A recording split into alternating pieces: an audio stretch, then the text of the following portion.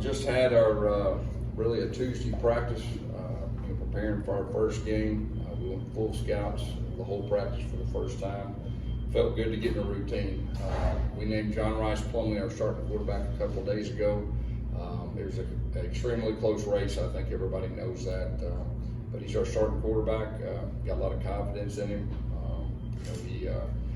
He's got good command of the offense. He can create when things break down.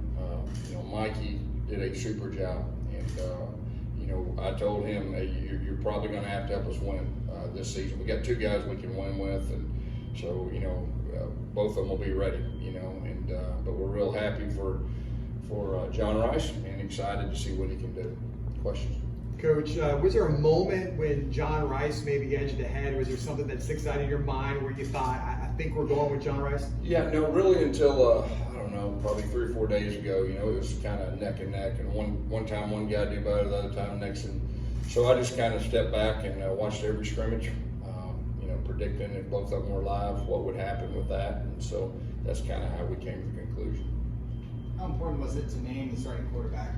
Yeah, I think it's real important. Our team needed that. I know our offense needed that. I've tried playing two quarterbacks before, and not a fan of that. And so that's why we named a starter. And like I said, it wasn't easy. I think everybody knows that. Mikey Keene is a winner. Well, he's a winner with a capital W. And like I said, there's a good chance he'll help our team this year, and I know he'll be ready if called upon.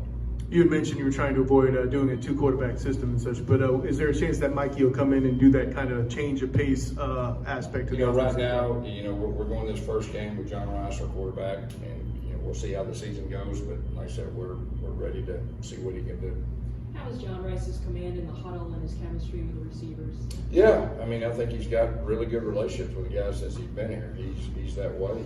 Both those quarterbacks just have command of the offense. They have great relationships with their players. And John Rhys is no different. He's been here since the spring. I think that makes a big difference too. He knows the guy extremely well, and they know him extremely well. How would you describe the way in which Mikey received the news from you about this? Yeah, Mikey's a champ. He's a champion. I know he was disappointed, but he's a champion. He's a team guy, and he'll be ready if called upon. He practiced, really good today, and you know what you're going to get with him. For your system specifically, how important is it to have a quarterback that can run not just to evade the pocket, but also to potentially lead the team on a given day? Yeah, I think the big thing is when things break down, John Rhys can keep things alive, and he can create, everything that goes with that. He just hadn't played quarterback in a couple of years, so, as far as on the field, but you see him get better at every single practice. The scrimmages, he's got good command of what's going on. He can make all the throws, and I think everybody knows he can run extremely well.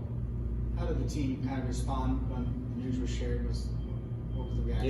Yeah. They're happy for John Rhys. They're going to get behind him at the same time. They're going to pat Mikey on the back. And they got a lot of respect for him too.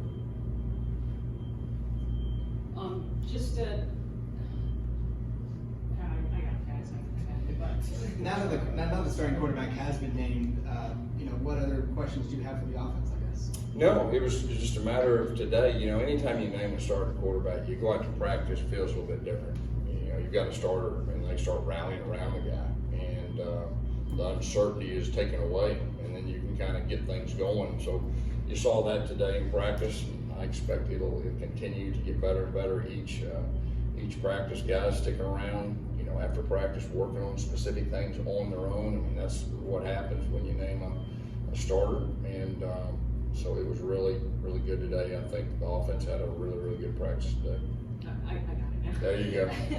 Not that Mike doesn't have the experience of being thrown into the fire, but the experience factor that John Rhys comes in with, having played in those battles in the SEC, his maturity level, his confidence level, how far did that go? Yeah, I think you got to take all of it.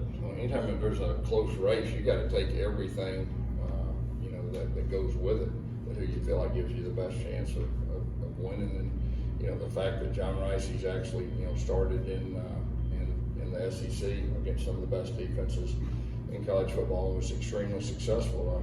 Really what I try to do is focus on since he's been here, and but he's got experience. Mikey does too. And like I told you before, we're in good hands, and I will say this too about Thomas Castellano. Sometimes he gets kind of lost in the shuffle. He's a big time quarterback in his own right, and we're going to continue to keep developing him. He's got a bright future. Coach, can you tell us a little bit how Timmy McLean is getting acclimated to that role as being that scout team quarterback? You actually had a really good bounce today. Yeah. I mean, our team is happy he's here. You know, they welcomed him with open arms, and he took the scout team today. I mean, I'm not for sure exactly how it went over there, but I expect it went well, and he was real excited about it. He's got some receivers. Of course, he's got Bowman over there with him too. So I think we're going to have a really talented scout team, and that'll be nothing but good for our defense moving forward. Coach, I know you've been through a lot of these quarterback battles through your time coaching. Where does this one rank? Was this one of the closest ones that you can recall? Like, did any other ones come to mind? Yeah, anytime you coach for 32 years, you know, there's going to be a handful that are extremely tough. That's a good thing for your team. It's an extremely hard thing. You just want to make sure you're right, you know, and you do everything you can to do that. And this was an extremely close race, and you know, I told both of them when I told them what we were doing, and they both knew that. Our team knew that. I think that's a good thing for our team going into this season. Very few teams in college football have two guys that they can win with, and I really think you throw Thomas in there, I think you can say a third. So now we only got 3 quarterbacks eligible on scholarship. That's a little bit scary too, but we got 3 real guys. You had said several times during camp that you thought it would be obvious to the players on this team who the starter was as you made I that was decision. hoping it would be. Does it That's turn what you out always that way? hope. I mean, obviously it took this long to do it. You know, anytime you can't let your quarterbacks go live, it makes it a lot tougher. You know, and remember back in 2013, we had 4 quarterbacks, and they were very equal until the last 2 weeks. I let them go live for 2 series apiece, and after the first series, each quarterback had everybody in the building, including the managers, knew Nick Marshall was their starting quarterback. And I'm not using that for anything other than it's hard to do that. That's why I said I had to predict watching scrimmages what would happen afterwards. You know, I did the same thing with Cam Newton. You know, he won the job after spring, and I'd sit there and look. When they tackled him, I don't know, probably not. And of course, the first game, everybody figured out nobody could tackle him. So, you know, you just gotta use your wisdom and your experience as a coach, and that's how we got to this point. So when you say you're predicting ahead, do you see that John Rhys has a little bit more of an ability to make a play than perhaps Mikey? Well, I mean, John Rhys, I think everybody knows. You can go back to when he was a true freshman against the national champion. He rushed for 205 yards. I mean, he's dynamic with his legs. I think everybody knows that. Coach, do you feel a bit more calm now that a decision has been made? It seems like you don't have to answer all those. Who's going to be the quarterback back and forth? How does that feel for you now? Yeah, I mean, it's just kind of the next step. I mean, that's a step as far for our team, naming a starting quarterback, and there'll be more challenges throughout the year. You know, I mean, whether it's injuries or opponents or whatever it is. You know, facing adversity, dealing with adversity, overcoming adversity. I mean, that's what the season's about. And so, from a head coach's standpoint, you just keep building and keep preparing your team for the season. Speaking of injuries, is Amari getting a little bit better? Yeah, I mean, Amari's going to be out for a little bit. I mean, he's a big factor. You know, y'all know that. I mean, he's one of our best special teams player. He's you know, one of our better receivers. So we'll see on the timetable. I'll try to keep you updated. I know he will be back, okay, but you know, that's the one that's you know, probably the biggest right now. What's it like flipping it around when you have to play against the quarterback that's like John? How much more difficult is it to prepare? I mean, it changes. I mean, you got a game plan. You know, you got a game plan differently. You know, if a guy, you know, is a running threat and kind of a 1+ runner compared, you know, to a regular offense. So, you know, it's just defenses are, you know, in college football, there's a lot of dual threat guys, and so defense coordinators are used to dealing with that. Coach, just kind of in this day of age of college football with players coming and going, do you worry about losing a quarterback this year to the transfer portal? Yeah, I mean, I think it's a new age of college football. I think you got to be aware of every scenario. You know, you got to talk through, you got to think ahead, and you know, that's just the new age of college football, being a head coach. You have somebody who's literally written books about offense in the game of football, and then you see Plumlee getting the start here as a mobile guy. Do you really think kind of the state of the quarterback position kind of requires now dual threat to be, you know, kind of at the next level at all levels? You know, I don't know. I mean, you look at the teams that you know are late in the go. There's different offenses that are successful. You know, I know that, you know, you get at the highest level, you gotta have a guy when things break down, be able to make a play and create. You know, you play the top defense in college football, I don't care how good your protection is. I mean, things are gonna break down, and you gotta have a guy that can extend plays. And you look at the highest level of football, I mean, there's different quarterbacks that have been successful. They hadn't all been dual threat. There's been Tom Brady's and all that. They're all, so, you know, I think it's just a coach's philosophy and what he wants to do. I think that's probably more than anything. How does having John Rhys as your starter change what you may want to do with your running game? You know, it doesn't matter whoever you pick as your starting quarterback, you build around their strengths. And I've always done that. I'm a former high school coach, and that's kind of how I survived and moved up. You know, whoever our starting quarterback was, we built around his strengths, and we'll do that same thing with him. Now, I will tell you this: he can throw it. I mean, he can flat out throw it. So, but he can make plays with his feet too, and so it's just going to be a matter of getting experience. Like I said, he hadn't played, you know, against opponents in 2 years. You know, he's been playing wide receiver, I guess, the last year and a half before he got here. So, but I expect him to be very successful. Coach, can you talk a little bit about the growth and maturity Johnny Richardson has made? I personally have seen a lot of strides from Johnny, and I'm looking forward to what he's going to do this season. Yeah, from this last time to this time this year, I mean, he's turned into one of our leaders. And you know, last year, you know, he was obviously dynamic with the ball in his hands. He got a little excited a couple games early and actually tackled himself. I don't expect him to do that anymore, but he has gotten to be a well-rounded running back. He can protect. He understands the schemes up front.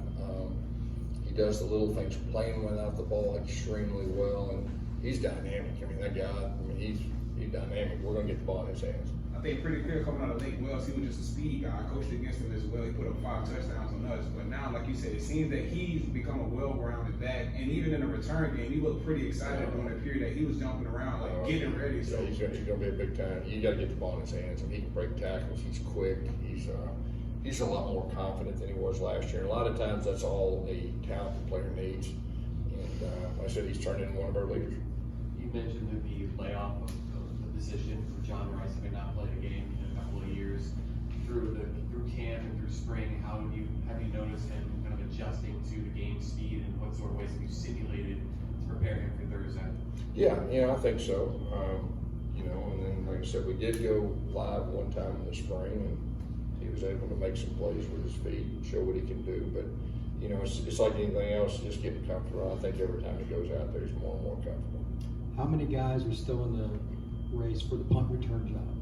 Oh gosh, we had 4 out there today, and the goal is by the end of the week determine who our starter. You know, Mari, we're not going to have him in the first game, so but we got some good options. I will tell you that. But you know, the first game of the year, first minute, whoever we trust to catch the ball, that's the main thing. And so we've been working hard with that. You know, our punt returner, our punter, and our kicker will have all that resolved and to you know, by the end of the week. Coach, Sammy mentioned how excited he was to come and play for you, especially with you having worked with guys like him who have gone on to be successful. What do you tell a guy like that who's new coming in, and have you all had a chance to do any like team bonding activities, you know, make him fun, make him comfortable? Well, he just got here on Saturday, so we introduced him to the team, and so he's still learning. He watched practice, and Sunday we did a walkthrough. He was with us. But like I said, I mean, I've known about him. There's nothing like being on the other sideline in a rival, and he's the other quarterback, and he takes it down the end. He's electric. He can do a lot of different things. And what stood out to me is his competitiveness and his competitive fire, and how his team was responding to him. So, you know, he's a young guy. You know, he's an intelligent guy. He's from one of the local high schools, which it all fits with us. Like, we got to keep our best players at home, and he's another top guy. And my experience is, you know, great players, especially local, they want to play together. They want to dream together. They want to do something special. So he's a really good player in his own right. He's going to compete, you know, for the job. But big picture, he's also going to help us recruit. So it all works together. He's a fine young man. We're glad we have him. How did your 2 transfer receivers do in camp, Javon and Kobe? And what are your expectations for the pair this season? Well, Kobe was here in the spring, so, you know, he played for me before. He's got an understanding, and Javon's a real talented guy. He's still learning the offense. He's still learning the little things that goes with it, and the tempo and everything that goes with that. Okay. Anything else? All right, thank you. Thanks, Coach.